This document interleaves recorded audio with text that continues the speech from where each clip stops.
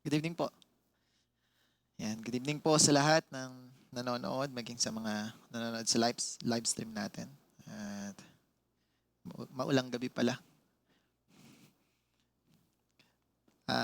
Katulad ng sabi ng speaker natin, we have our new series this month of August. Maraming nagsasabi, hindi ko alam kung pati ba Pilipino naniwala yung August ay ghost month. No? Pero for me, wala namang ganun siguro kung tayo ay excellent sa ating trabaho. No? Katulad nung pag-uusapan natin ngayong gabi. Yan. So, again, our topic for today is yan. Naka-off yata. Okay. Okay na po. Yan. Mediocre work is silently killing your business. Customer may not complain, but they will not come back. Okay? So, this is from our August series. Yan. Do your best. At yung team natin, your business grows at the level of your excellence. So, mediocre means, yun, nasa ano yan eh, nandun na mismo sa salita yan, medyo lang, di ba? Medyo means, mediocre means average, ordinary,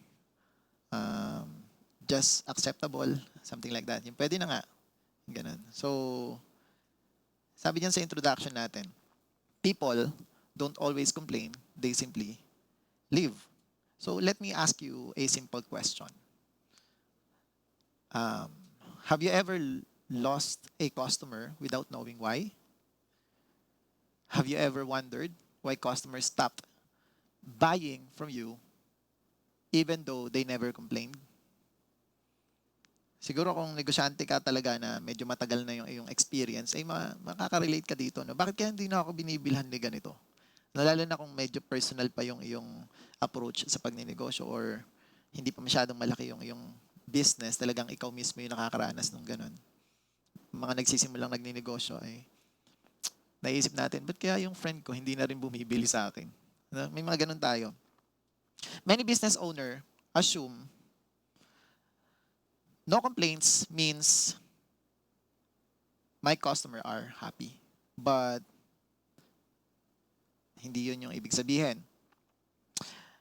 Most unhappy customer never argue. They simply disappear. Okay?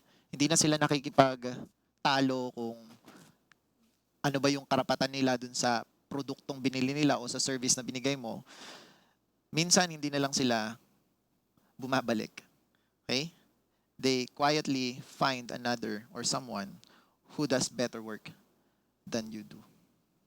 So, mediocre work rarely destroy a business overnight. It slowly kills it. One disappointed customer, one missed deadline, one careless mistake, one broken promise. Over time, if it's repeated, customer lose confidence. Mawawala yung tiwala nila, hindi na sila magre-recommend. No? Wala nang referral from them. Yung business mo, dahan-dahan ng bababa yung sales.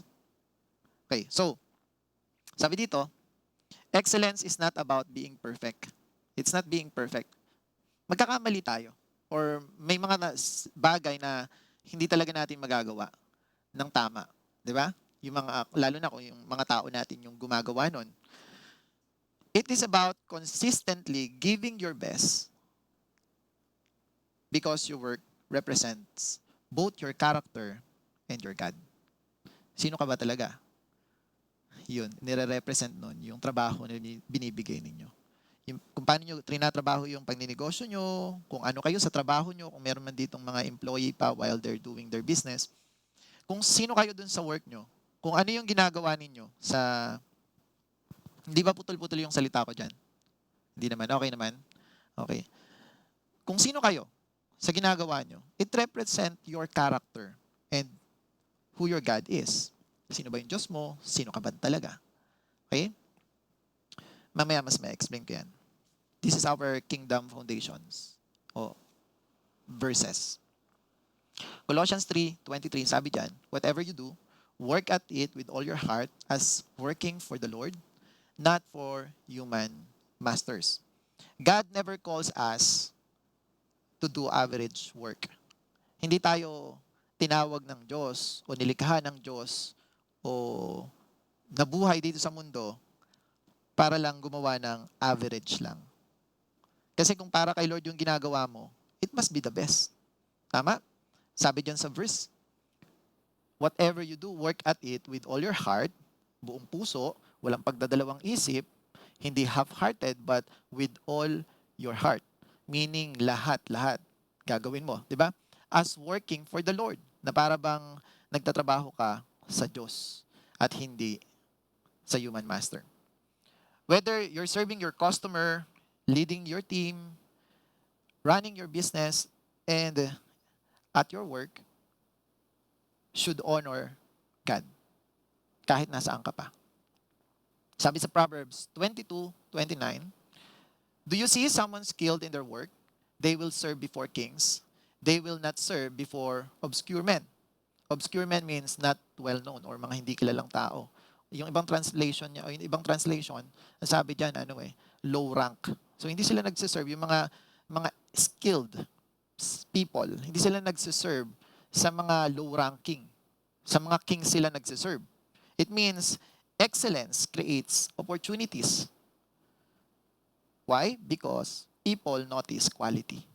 Makikita ng tao sino yung tumatrabaho ng kalidad.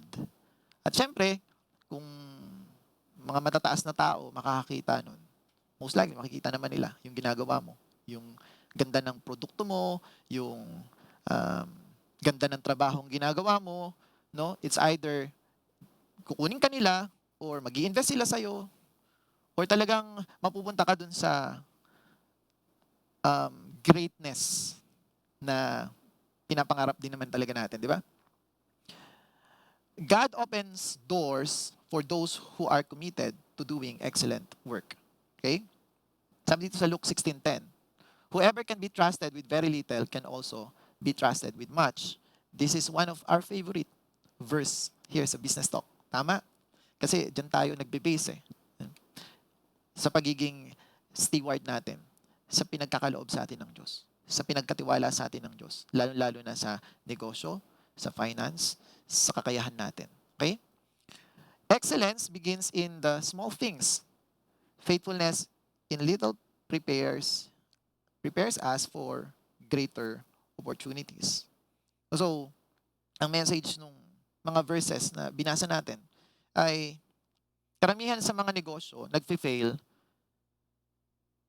not because of competition. Kumbaga parang ito yung gusto kong sabihin. They fail because they became comfortable with average or medyo-medyo lang. Okay? Hindi sila nagfe-fail dahil natatalo sila sa competition, kundi nagfe-fail sila dahil kontento na sila sa pwede na yan. Okay? Parang hindi siya nasasaga pa. Napuputol yung voice ko, no? Napuputol po. Ilalabas ko na lang to. Ayan. Sound check. Sound check. Nagpa-practice pa to kasi bago lang. Alright. So, minsan, pag matagal na tayo nagninegosyo or matagal na yung business natin, sinasabi natin na okay na yan, may sistema naman Okay na yan. Maganda naman na yung nangyayari. Okay na yan, may sales naman Okay na yan, sanay na yung mga tao sa ganyan. Okay na, working naman yung business natin. Diba? But remember this, customers remember experiences. If your work is careless, customers notice. If your work is consistent, customers return. Maobserba yung mga customer. So, the difference between surviving business and growing business is often excellence. Yan yung pagkakaiba nila. Okay? So, we have 5 points. Principle number 1, or 5 principle.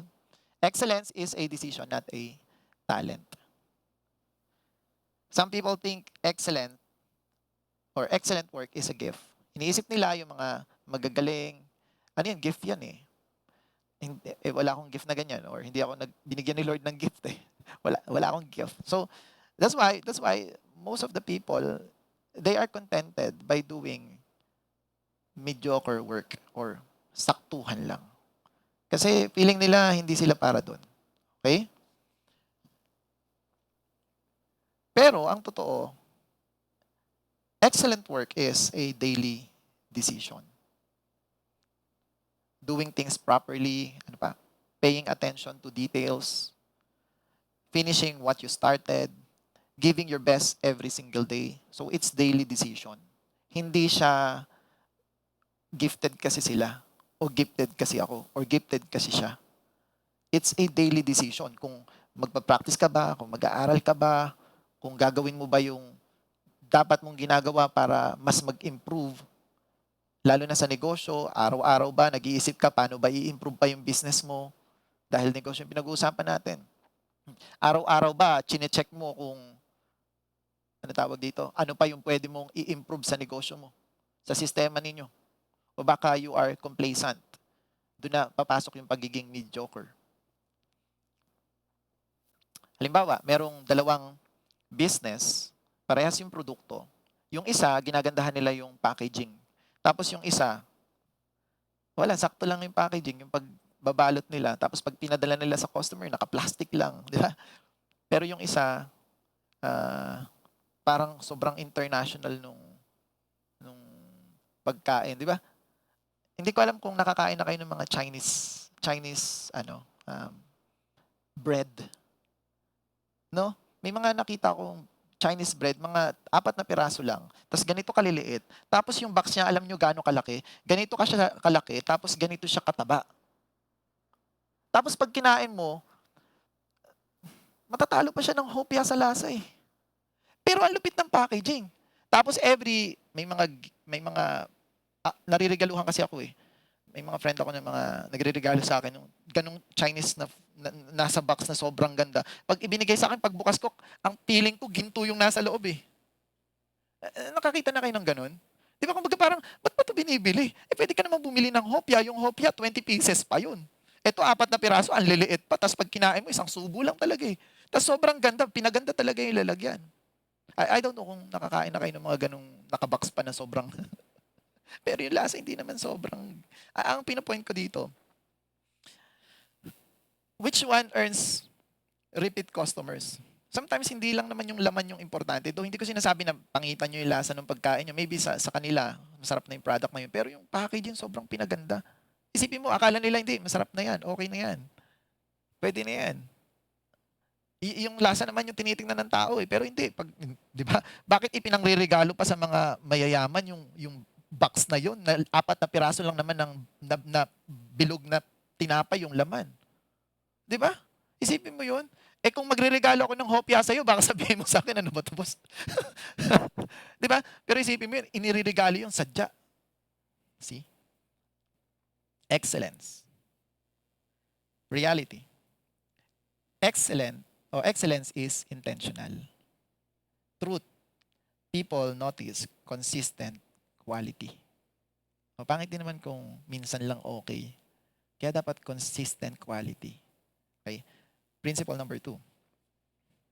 Small, careless mistakes create big losses. Okay. Sabi dyan, most businesses do not collapse because of one huge mistake. They slowly lose customers because of repeated small failures. Late replies, poor customer service, incompetent work, broken promises, untidy presentation, di ba? Late yung sa mga meetings. These seem small things sa paningin natin o sa pag-inisip natin, but customers notice it. Yung mga small things.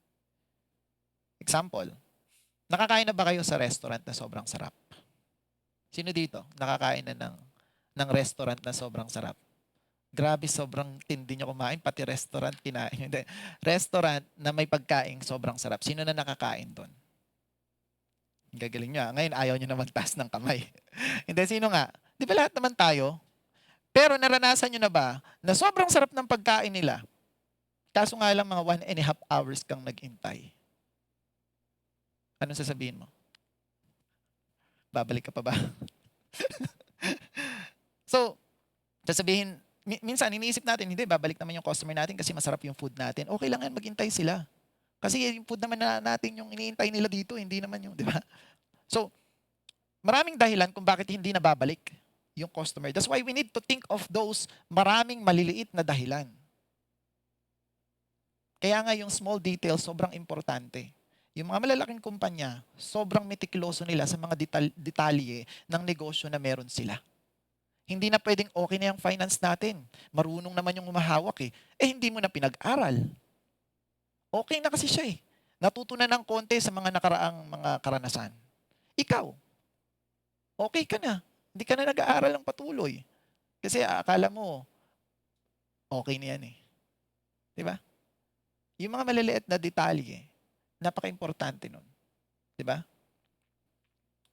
So, sabi dito, reality. Small habits create your reputation. Truth. Carelessness quietly drives customers away. That's why we need to be careful. Okay? Principle number 3.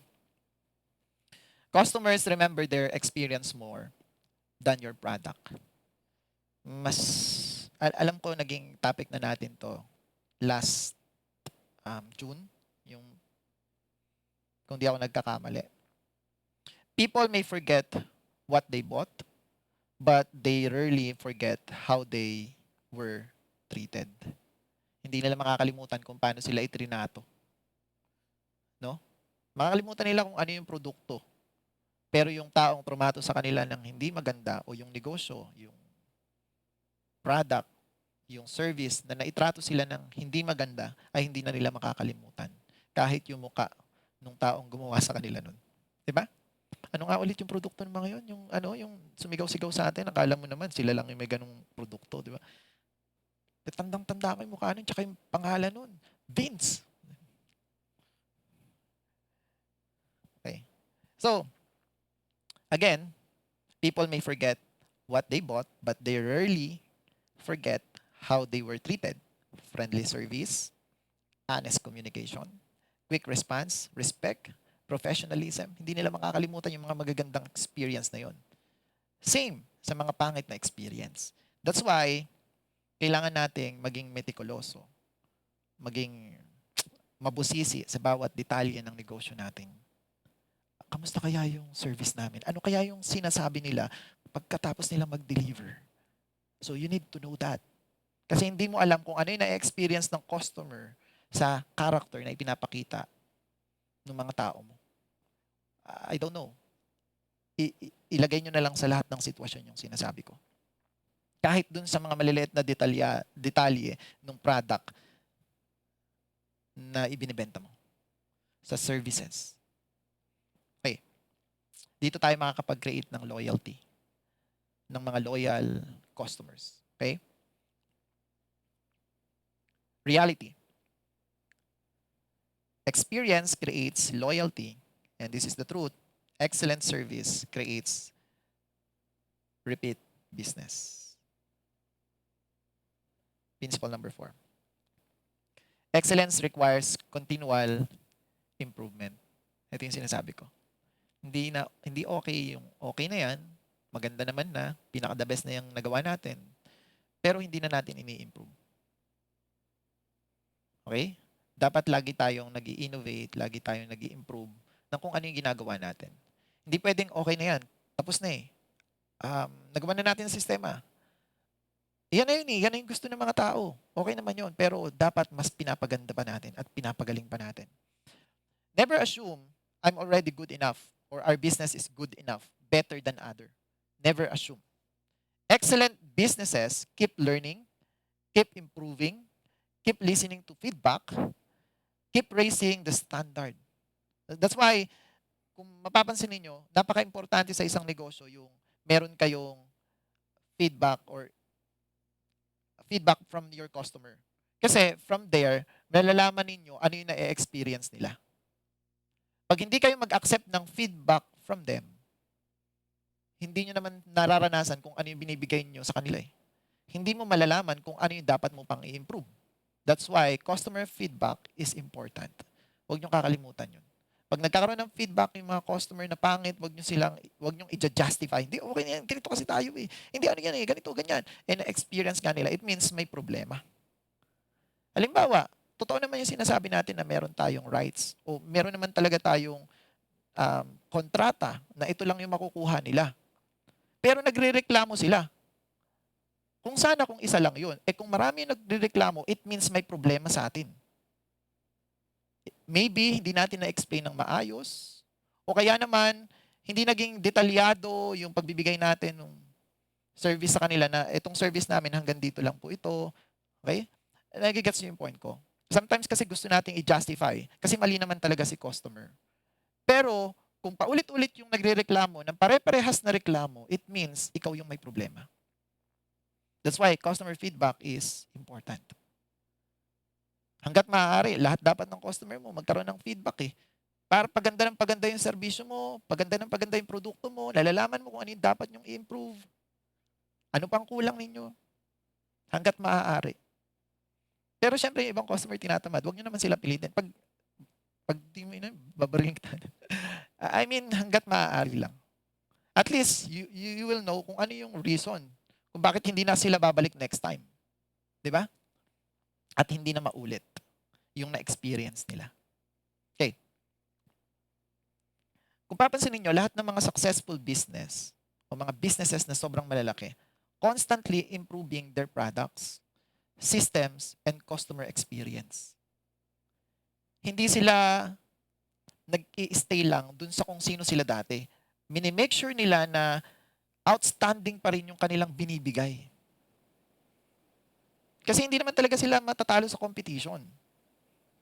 Magsisettle na sila dun sa okay na yan. At dun na dahan-dahan, nalilipat yung mga customer. Hindi sila natalo sa competition, hinayaan nilang matalo sila.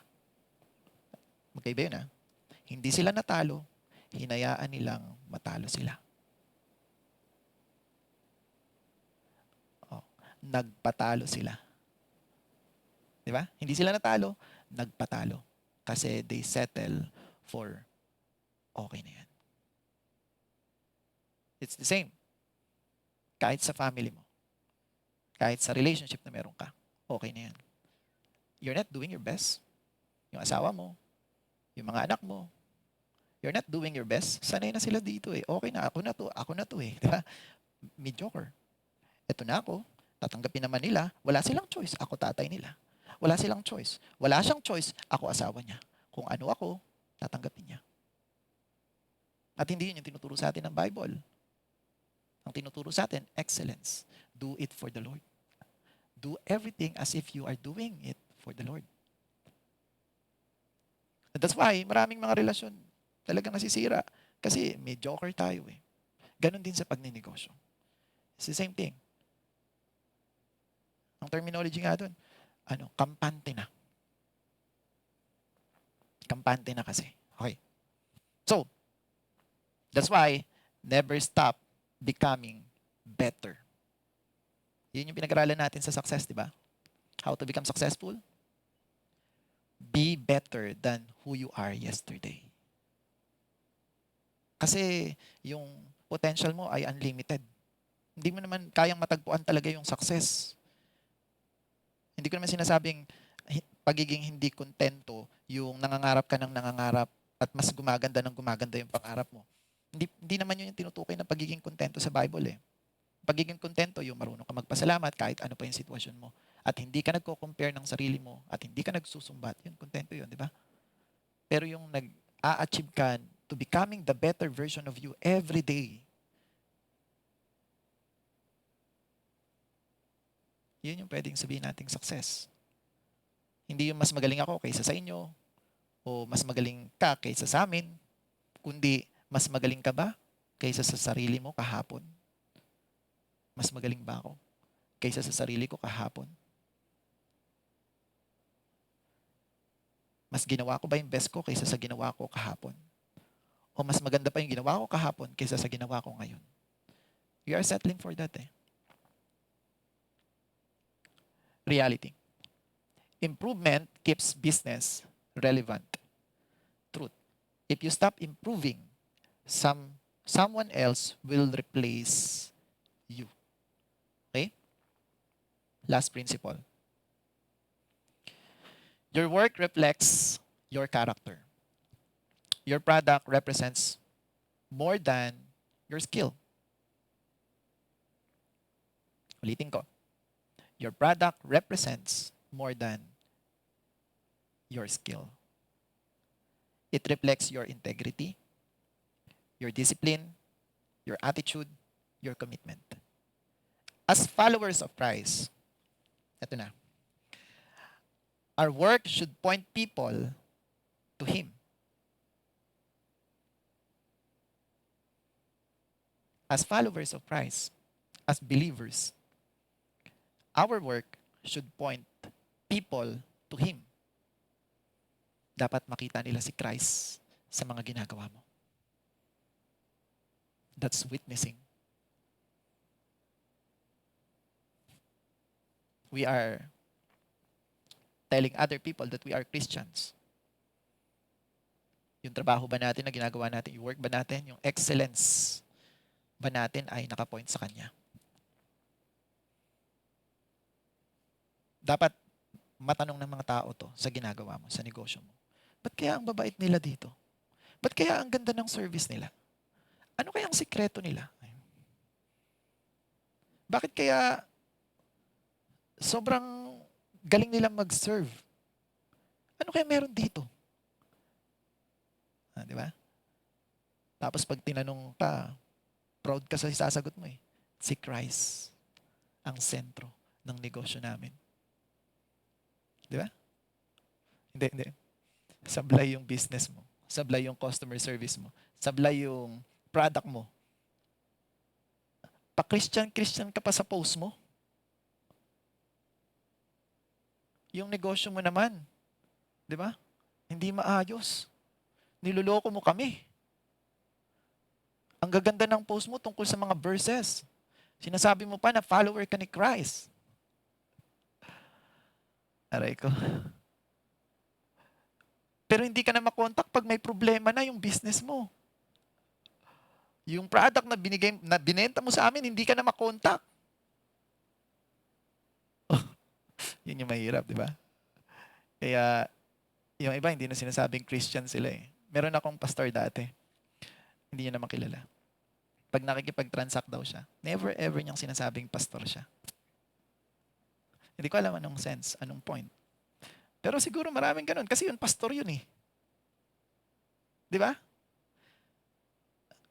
Baka kasi daw, hingan siya ng hingan ng discount. Tapos baka pag nagka-problema, mapahiya pa daw si Christ. Ano ba yun? Eh yun na nga. Sa ginagawa mo ba? Are you pointing people to Him? Kay Christ? Ipinapakita, nire-represent mo ba siya ng maigi? Are you working as if you are working for the Lord? Or just to earn money? What?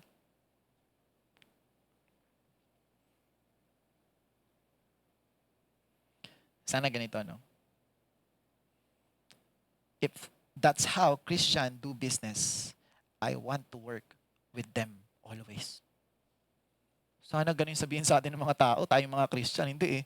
Pastor yan, scammer yan. Ganun, nagiging ganun yung quote eh. Christian yan, naku, huwag ka masyadong magtitiwala. Yung mga Christian, ginagamit nila yung Christ nila, tapos lolokohin ka. Nakakalungkot, di ba? Hindi ko naman sinasabi sa lahat yun.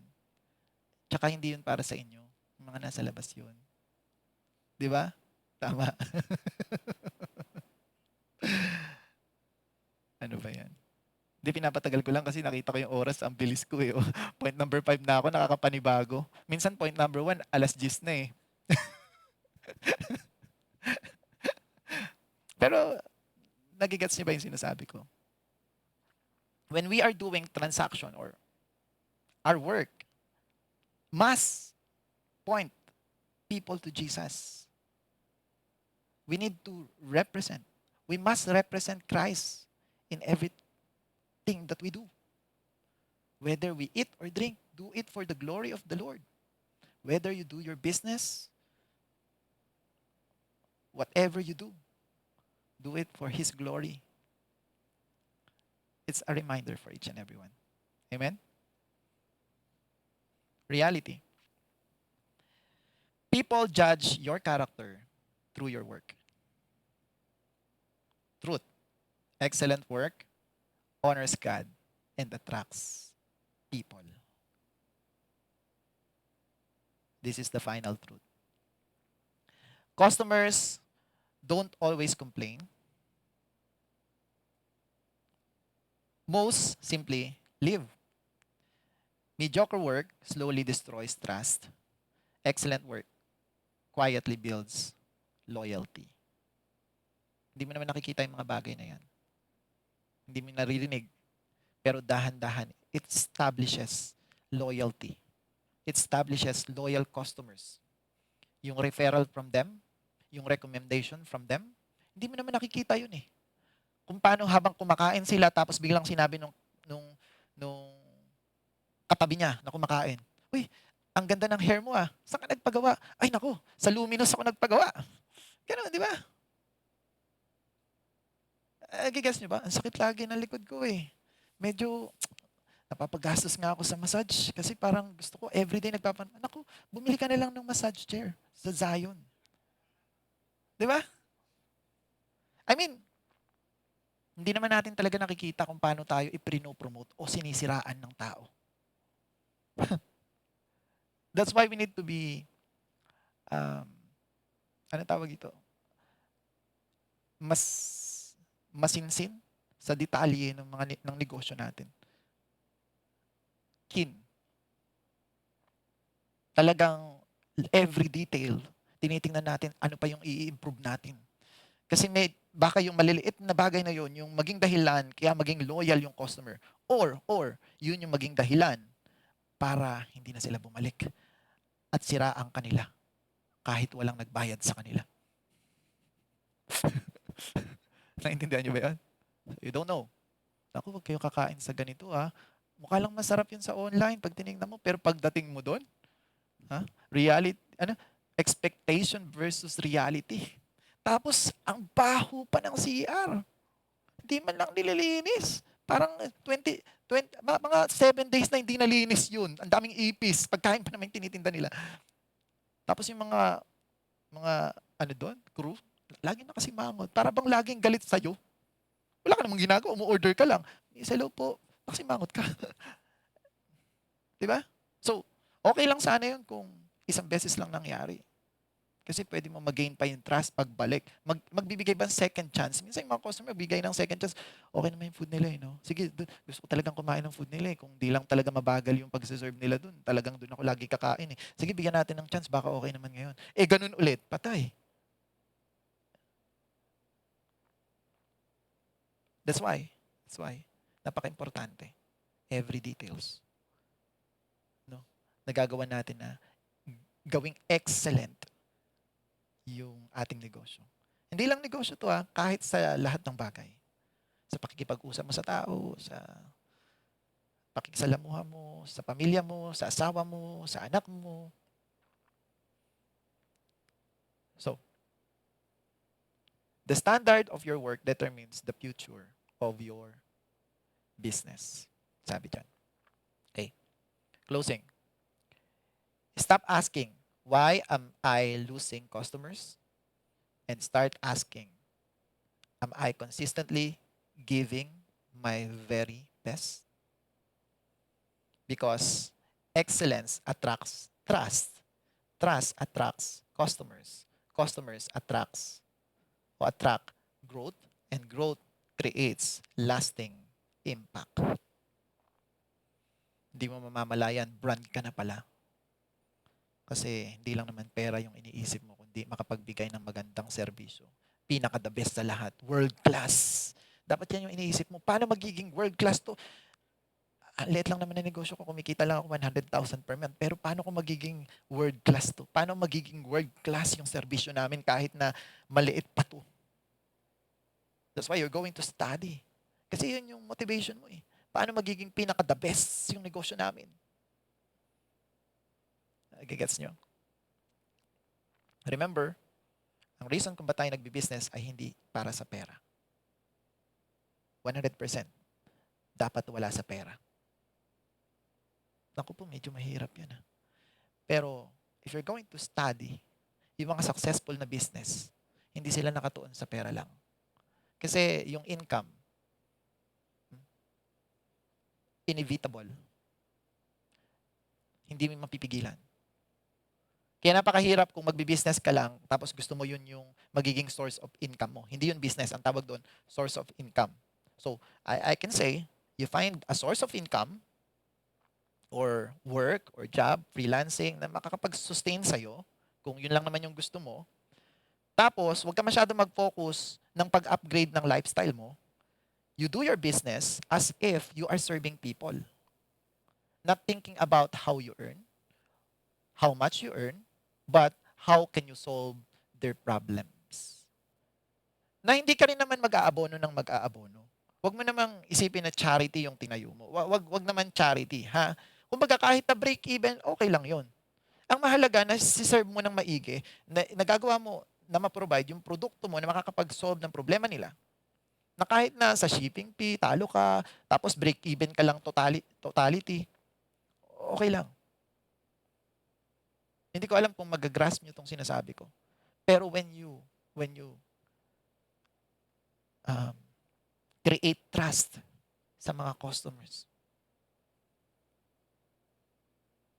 para yung halaman, buto na itinanim nyo sa kanila, tutubo. Hindi mo na mamamalayan, sobrang dami mo ng customer. Bakit? Saan galing to? Hindi na tayo nag-a-ads ha. Wala na tayong budget pang ads. Bakit ang dami nating customer? Hindi naman na tayo nag-ads kaparehas ng dati, pero bakit ang dami na nating client? Kasi nga, nasolusyonan mo yung problema na gusto mong solusyonan. Nire-refer ka na nire-refer. Nire-recommend ka na ng nire-recommend. Kasi, hindi na lang sila repeat purchase ng mga customer. Recommender pa sila. Hindi na lang sila nagre-repeat purchase. Kasi naging loyal na sila sa'yo. Ikaw na yung laging bukang bibig nila. Every time na ang pinag-uusapan yung produkto na meron ka. Mas higit pa yun kaysa sa 1,000 peso na ads. Kasi, halimbawa ako, sinabi ko, uy, kagawad, alam mo ba yung binili kong bagong tsinelas? Ang sarap sa paa. Talagang pag nakatapak ako, parang minamassage ako. Sobrang tiwala ni kagawad sa akin. Huwag kang bibili ng ibang tsinelas pag gusto mo ma-relax ka. Ito lang, yung tsinelas lang na to. Wala, bibili talaga si kagawad. Hindi naman siya tinamaan ng ads. Never niyang nakita yung marketing ng tsinelas na yun. Hindi niyo nga alam anong pangalan, di ba? O, di ba? Kasi wala pa naman siyang pangalan, baka maka-invento kayo. Yun na lang. Naintindihan niyo ba ako? Saan ka nagpapaayos ng hair? Naku, sa Luminous. Dun, sobrang ganda. Ang sarap nung kape nila doon. May palibre pang kape. May, pagpunta ka doon, lahat nakasmile. Para bang ikaw yung may-ari ng store. Parang ikaw yung may-ari ng shop. Pag nandun ka parang, uy, kamusta po kayo? Masaya po kami nandito kayo. Lahat pinapansin ka parang, kilala niyo ba akong lahat dito? Nakapunta ka na. Feeling welcome. Pag nandun ka talagang, sobrang prince, parang kang hari, parang kang reyna. Iba. Mahal. Kaysa naman dun sa mura. Masunog pa yung buhok mo, di ba? Iba yung service. You understand me? Okay. I hope you understand. Again, mediocre work is silently killing your business. So, do your best, be excellent of what you are doing, be excellent sa lahat ng aspeto ng negosyo na meron ka. Naintindihan? Alright. Okay? Pinapadami ko yung okay ko kasi time na eh. Ay, wala pang time pero tapos na tong topic ko. Let's declare this. 1, 2, 3. Wait lang. Wait lang. 1, 2, 3, go.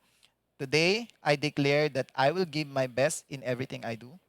I reject laziness, carelessness, and mediocrity. I choose excellence, diligence, and faithfulness. I will honor God through my work. I will serve every customer with integrity and excellence. I believe my work is my testimony. My business will reflect God's character. My excellence will build trust. My faithfulness will open new opportunities. In Jesus' name, amen.